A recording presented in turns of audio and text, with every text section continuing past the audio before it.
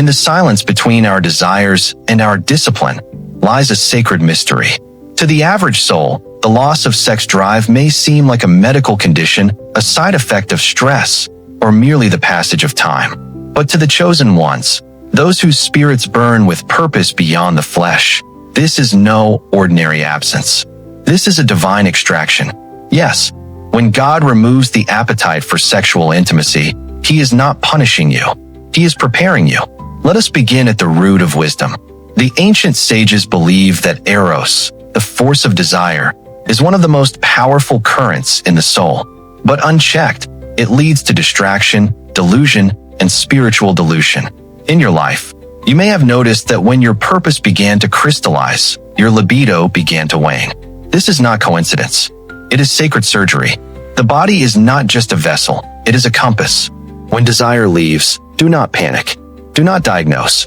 Instead, discern. Now, let us journey through 9 revelations. 9 divine reasons why God has removed the hunger of the flesh, not to diminish you, but to distill you. 1. To purify your purpose. A man or woman distracted by lust cannot hear the whispers of the Most High. When God anoints you for a mission that requires clarity, solitude, and spiritual fire, He often withdraws the things that tether you to the earth. And none tethers harder than sex.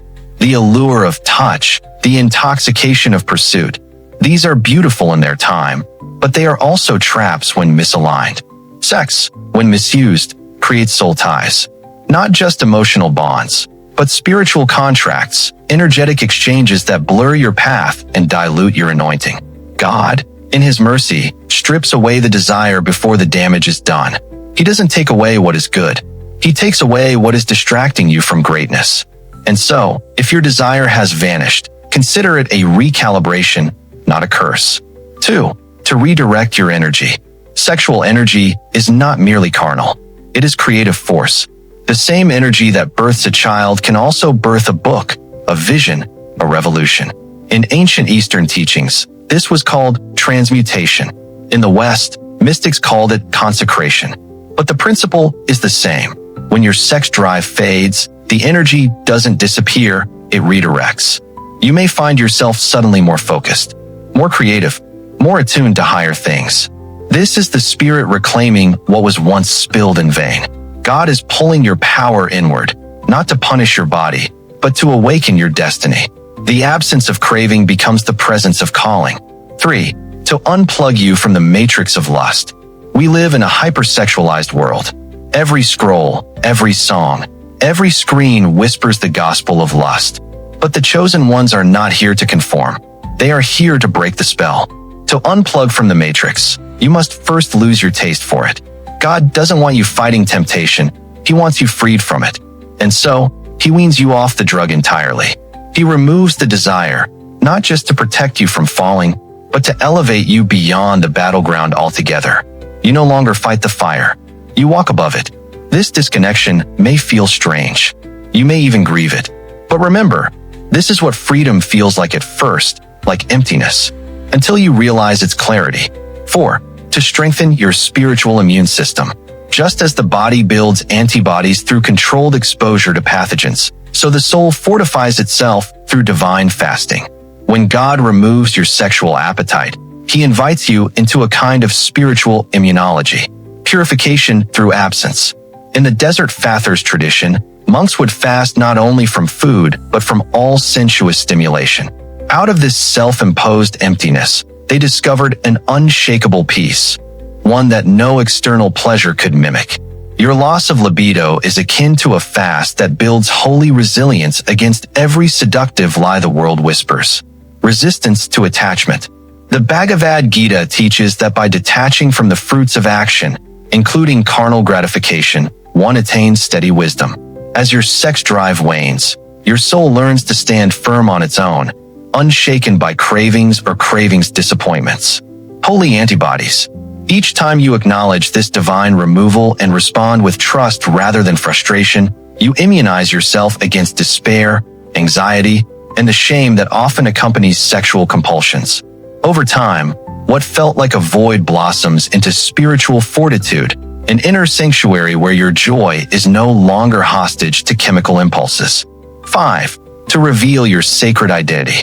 Beneath every powerful calling lies an identity that must be discovered, claimed, and defended.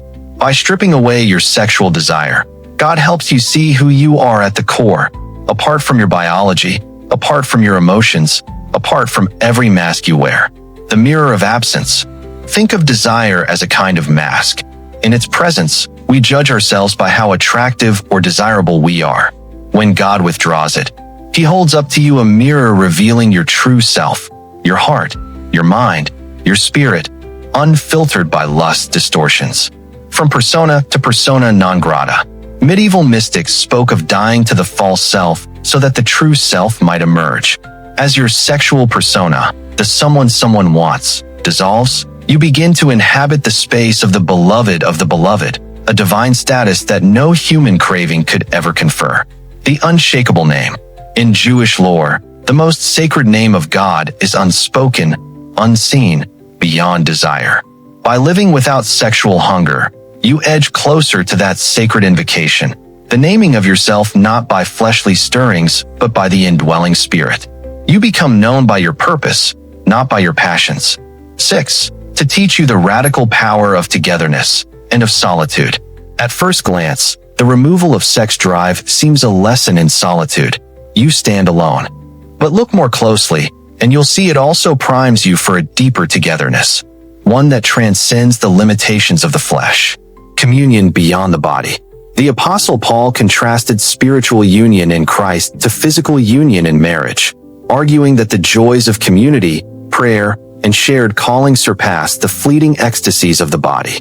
When God deflates your carnal longings, He widens the aperture for a communal intimacy that subsists on empathy, counsel, and shared struggle. Solitude as preparation for true fellowship. In the same breath, your isolation from sexual desire is training for an even greater togetherness. The desert hermits would emerge from years of solitude not broken, but brimming with compassion, ready to shepherd communities with wisdom born of silence. The synergy of souls. Imagine a band of chosen ones whose bonds are forged not in erotic passion, but in sacred purpose. Each soul, freed from the gravitational pull of personal lust, contributes its pure gravity to the constellation of a higher cause. The synergy is unstoppable because it's not built on shifting hormones, but on eternal truth. 7. To break the illusion of control and return you to flow. There is a hidden arrogance embedded in unchecked desire, the belief that we are in control of our urges, our timelines, our fulfillment. But when God removes your sex drive, He is dismantling a false throne. He is inviting you to let go, not just of lust, but of illusion. Desire as a puppet master. Even when we believe we are sovereign over our lives, desires often steer us from beneath the surface. This is the divine gift of disruption. Your patterns no longer function, your inner algorithms break, and in their place comes stillness. The Tao of absence. The Taoists speak of Wu Wei, effortless action, or flowing with the rhythms of nature rather than forcing outcomes. In the same way, your loss of libido is not a punishment, but an initiation into a new way of being, unhurried, undistracted, and undriven by ego. You no longer chase love, validation, or chemistry. You become what is worth being sought. Realignment with divine timing. In this absence of sexual willpower, you fall back into divine flow, where relationships are no longer constructed from fantasy, but from authenticity, where intimacy arises not from appetite, but from alignment, and where timing is no longer your master, but God's. This breaking, though painful, is not destruction. It is restoration. Like the Japanese art of kintsugi, where broken pottery is sealed with gold, your fractured cravings are being mended with divine intention. 8. To awaken the celestial power of celibacy. The modern world has no language for celibacy other than denial. But the ancients knew better. Celibacy was never merely abstaining from sex. It was the activation of sacred power through the conservation of life force. When God removes your sex drive, He is not sterilizing you. He is sanctifying you. The alchemy of retained power. The seed of life, whether in a man or woman, holds immense metaphysical weight. In ancient traditions, Particularly in the East, it was understood that sexual energy could be stored, elevated, and transmuted into divine fire. Ajas in the Vedic sciences, Jing in Taoism, and Shekinah in Hebraic mysticism. This fire, when no longer expelled in lust or romantic fantasy, rises through the body's spiritual centers. It illuminates the mind. It purifies the heart. It sharpens perception. Your dreams become more vivid. Your prayers more potent. Your creativity becomes surgical. You don't just do. You command from the stillness within. Weapons refined in silence. In a world obsessed with indulgence, celibacy becomes a sword. You are no longer influenced by lustful dynamics. You are no longer manipulated by desire. You walk through the battlefield of this world untouched because you've withdrawn your consent to be governed by the flesh. You are set apart. You become a channel of divine intelligence. As your body is no longer distracted by primal cravings, it becomes a sanctuary, a throne for wisdom to sit upon, a vessel for divine downloads. You don't just fast, you radiate. People may not understand you, but they'll feel the peace in your presence. You're no longer leaking energy. You're carrying presence. To the world, your celibacy looks like lack, but in the spiritual realm, it is power cloaked in silence. 9. To prepare you for divine union beyond the flesh. The final reason, and perhaps the most sacred, is this. God is removing your sex drive because He is preparing you for a higher form of union, one that transcends flesh, one that defies category. This is not about partnership alone. It's about becoming one with the divine, beyond marriage, beyond romance.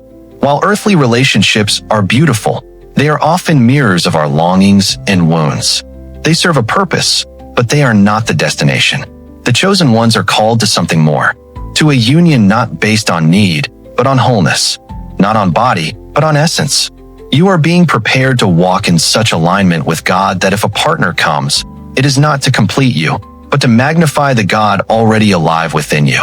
And if no partner comes, you are no less whole, no less powerful. You are wedded to purpose, married to mission, intimate with the infinite. Spiritual intimacy as ecstasy. Mystics throughout history, Teresa of Avila, Rumi, the Desert Fathers, spoke of divine encounters that were more euphoric than any earthly union. They wept, trembled, and entered trances because of the overwhelming nearness of God. This is not poetry. This is spiritual reality. What you think you lost is simply being replaced. The sensual has been exchanged for the sacred, the appetite of the body for the intoxication of the soul. What once enslaved you is now being repurposed into communion. You become bride to the eternal. In Revelation, the faithful are called the bride of Christ. This is not symbolic. It is mystical. It means the deepest connection you can experience is not with another human, but with the divine spirit dwelling inside you. God removes your sexual hunger not to shame you, but to prepare you for consummation of a different kind. The kind that births purpose, downloads revelation, and aligns your every step with heaven's blueprint. This is not loss. This is ascension. So if your sex drive has vanished, do not panic. Do not pathologize it. Do not rush to fix what God has strategically dismantled. You are not broken. You are becoming rare. You are being purified, redirected, awakened, and fortified. You are walking the path that few dare to tread, a narrow road where desire dies so destiny can live. In a world obsessed with stimulation, you are being taught the ecstasy of stillness. In a culture of cravings, you are being offered contentment. In the noise of lust, God is carving out space for whispers of revelation. You are being rewired, retuned, repurposed, and above all, you are being prepared, because one day, whether in solitude or union, obscurity or influence, you will look back and realize, He didn't take it from you to punish you. He took it from you so that nothing would take you from Him.